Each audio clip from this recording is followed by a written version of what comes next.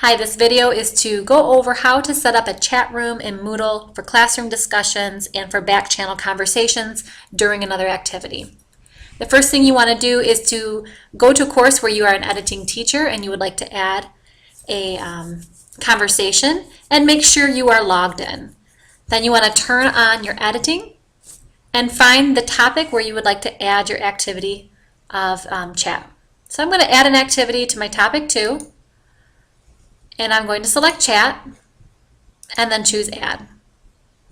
This is going to open up the chat menu. Here I want to name my chat.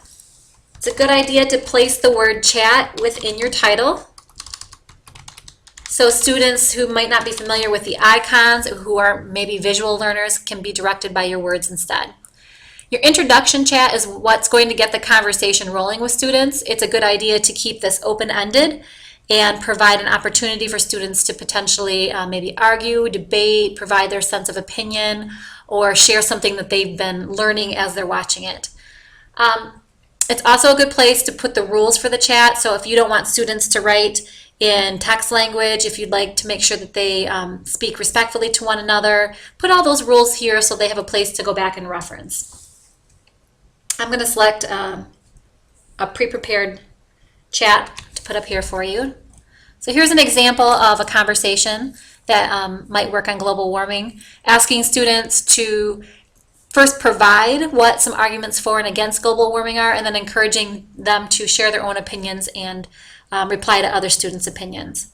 I added some rules for chatting, that they had to keep it on task, that they had to be respectful to other people's views, that they had to write in complete sentences, and then make sure to use somebody else's name if you're replying to their post. For example, if John provided a posting that said, global warming is something that I don't agree with, I think it's a bunch of fiction made up by conspiracy theorists. If I wanted to reply to that, I would have to say, John, I disagree with you, instead of just saying, I disagree with you, because there are 25 potential other people in the chat and it can be confusing on who I'm disagreeing with. So making sure to use the student's name that I'm responding to in my posting. You can set the chat times on here. I recommend you don't do that. I'll show you how to control whether students see it or not. If you have groups set up in your Moodle site, like first hour, second hour, third hour, I recommend that you separate the groups. That means only first hour will be able to access first hour's conversation. And then go to the bottom and hit save and return to course. What you will see now on your page is your chat room and the editing tools next to it. I find the easiest way to block a chat from being accessed is to go to the eyeball icon, which means hide, and click it. And you'll see a slash is through the eye now, and that will turn your chat off.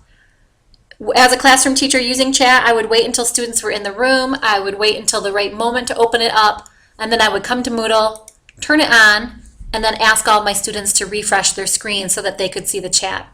This prevents students entering it early and possibly using it in a social situation. Let me show you what it looks like when a student is in a chat. So if you click on Global Warming's chat, the student will get your introduction text here with the rules at the bottom and a link that says click here to enter the chat. Once you enter the chat, you will receive a separate pop-up window where the chat will take place. This is a nice feature because students can look back at what the introductory text was to help guide their conversation. All individuals who are currently active in the chat are shown on the right-hand side, and the conversation will be shown on the left-hand side. Teachers and students can add to the conversation by clicking in the text field at the bottom of this window and adding detail.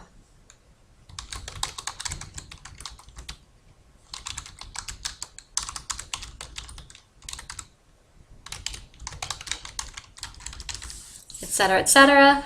And when they hit enter, that appears in the chat window above. So you can see if you have several people in here, and this can quickly fill up with conversation.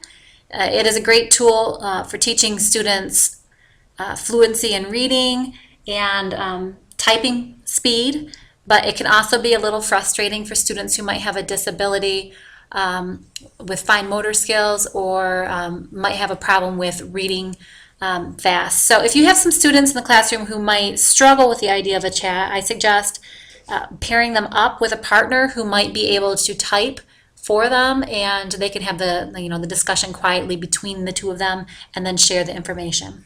I also recommend, as an instructor, except for those situations where you would want to pair people up, that you require students in the classroom to not have any verbal conversation while they're doing a chat conversation, because it ends up becoming a kind of a free-for-all across the room if you allow that to occur.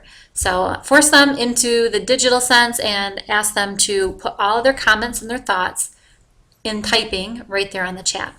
When they are done with the chat, they can hit X, and it will be saved for you to view again later. So it's always there. That's a nice thing to tell students too. No matter what you type up here, I have a copy of it forever, so be very careful about what you choose to say and do on here. Okay. Once we are done with the chat, I go back to my classroom and I would turn the chat off so that it is not accessible until the next time I would like students to view it. If you have any questions about how to do this, please give me a call or send me an email. Thank you so much.